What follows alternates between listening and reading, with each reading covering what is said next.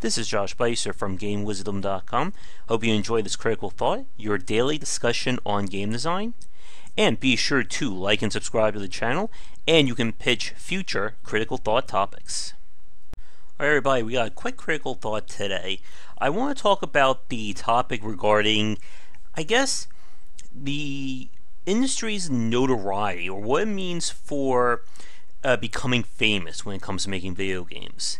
This is a topic that kind of comes from the recent incident regarding Mass Effect Andromeda and people targeting one of the, animators who was on the team, saying it was like her fault that everything looked bad. And obviously that is a very bad thing to do. When it comes to the video game industry and the notoriety or prestige around it, it's a very interesting industry about that. As we've talked about, video games are probably one of the most popular bits of entertainment we have right now.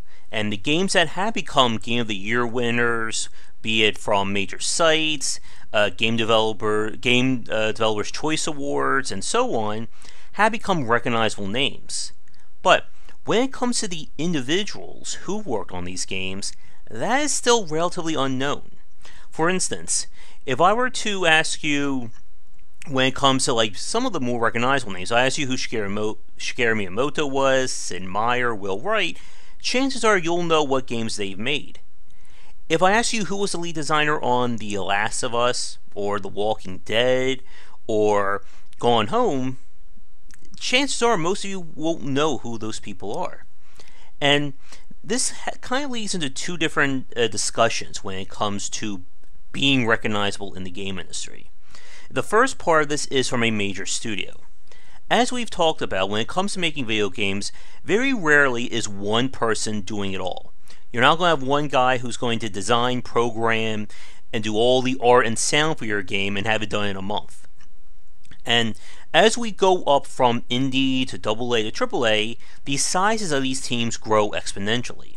From an independent team, it could be anywhere from 1 to 2 people, maybe 5 or 6 in some cases.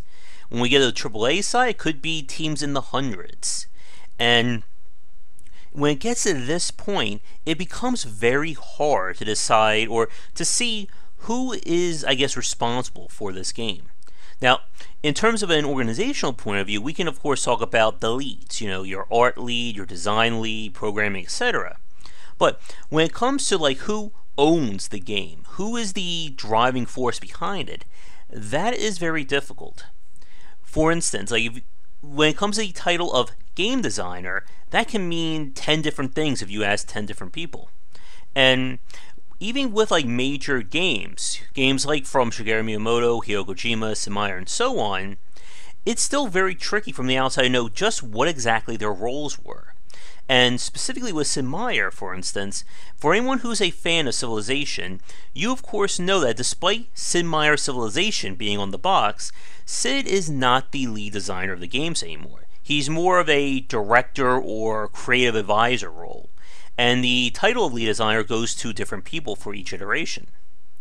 Now, when we look at things from the indie point of view, thanks to the growing transparency, thanks to Kickstarter, Early Access, and so on, it's a lot easier to put a name or a face to a game. For instance, if you know Zachtronics, you know who Zach Barth is. If you enjoy Duskers, Tim Keenan, Darkest Dungeon, Tyler Sigmund, Chris Barassa, and so on. And this is kind of where that celebrity aspect comes into play and where this debate comes from.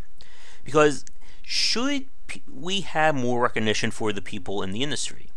And specifically, or to go from there, what role should garner that kind of respect or that notoriety? Again, when it comes to making a video game, just because you have a lead game designer or a lead programmer, there are still people underneath them. There are those who they worked with. And again, there is a lot that goes into making a video game that we don't have the time today and probably in any critical thought to get into. But in most cases, a video game is a concentrated effort by a team. Now, there are of course exceptions to this rule.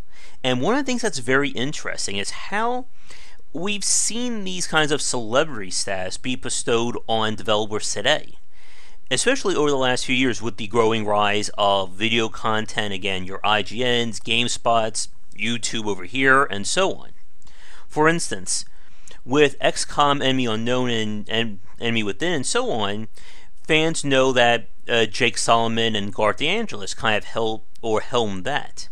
Another major example, of course, would be Hideo Kojima, and again, we all know what games he makes.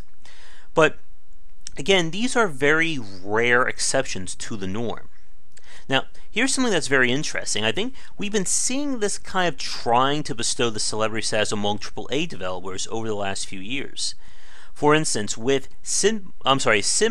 wow, my mouth just completely died. SimCity, there we go, SimCity 5, I believe, and the disasters around that. In the preceding months before the game was released, the creative director was kind of given like a press tour, in a sense, with numerous video logs. He gave interviews, and I think his name was Ocean Quigley, which if that's right, that is a pretty awesome name.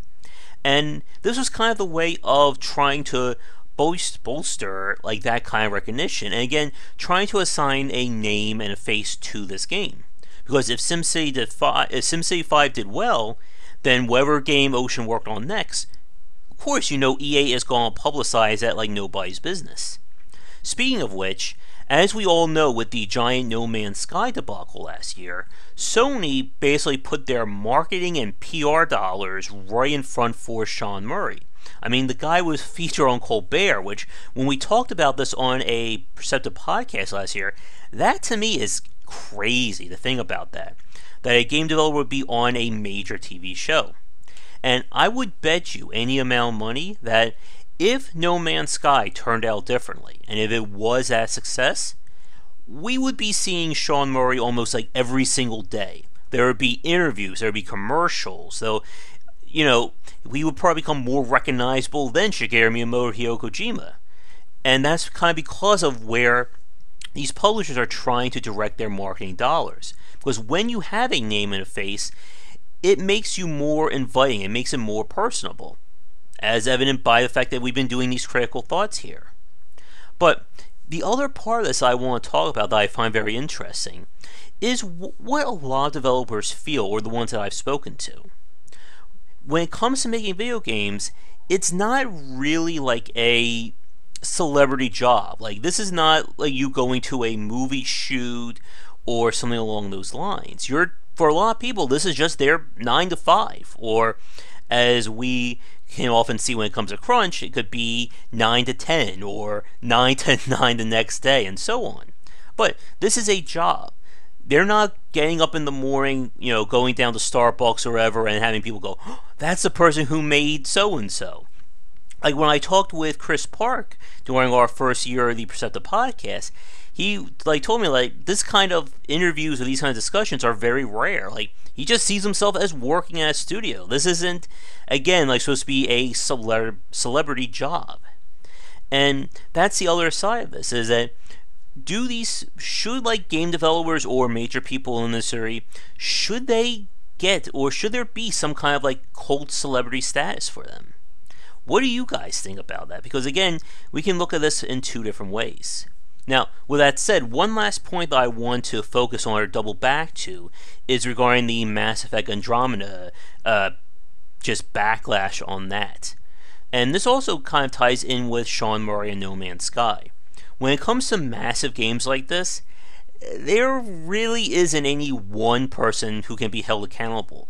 Again, when we're talking about studios with like 30 plus teams or people in those teams, there's not one person, even the lead, who is, you know, effectively controlling everything. You have executive producers, you have the people working inside each department. And this is kind of the other part about this kind of fame or celebrity status, is when you have that celebrity status, you are basically living and dying by it. If your game fails, then everyone points to you as that problem. And that's the other reason, or part of this debate, why a lot of people aren't kind of fans of having this kind of celebrity status, because it may be great when you make a really amazing game, but what happens when your next game doesn't do so well? Is everyone going to instinctively blame you? Are, future job opportunities going to drive because they remember that you were the face of this game that failed? Again, it's a very interesting topic, and it kind of goes hand in hand with how the game industry has grown from being a niche industry to this major pop culture phenomenon. But we'll wrap things up here for today. So again, what do you guys think, for those of you watching this? Do you think that there should be like a celebrity status when it comes to games? Should people like that be recognizable? If the lead designer, for instance, of The Last of Us, should that person, who I don't know who that is honestly, should that name be, made as recognizable as a movie star or a director or anything like that? Again, video games are a multifaceted product. It's not just developed by one person, and it takes a lot of work and, in many cases, a giant team for some of the largest games to get done. And as another part of this, what's kind of interesting is that while the development side has certainly been stagnant when it comes to the celebrity status, the journalist side or the video side has really exploded. I mean, look around here on Game Wisdom. We have over 1,500 subscribers, and this is still a pretty small channel.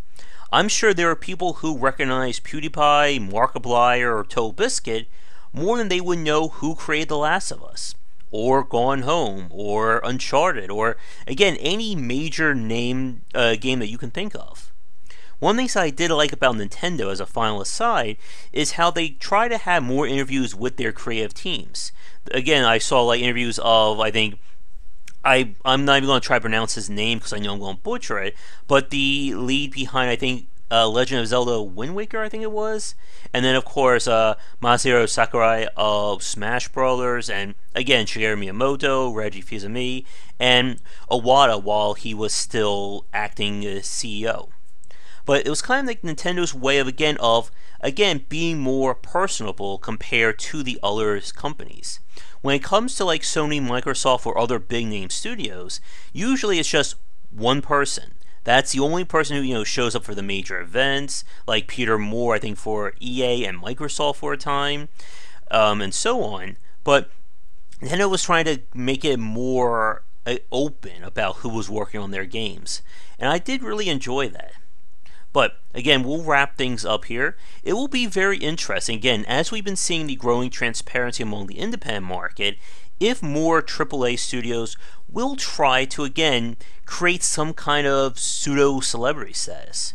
Do you think that will be happening anytime soon? Let me know in the comments below, but we'll end things here like I always say, so thank you so much for watching. If you enjoyed today's Critical Thought, be sure to like and subscribe, and let me know if you have any suggestions for future ones.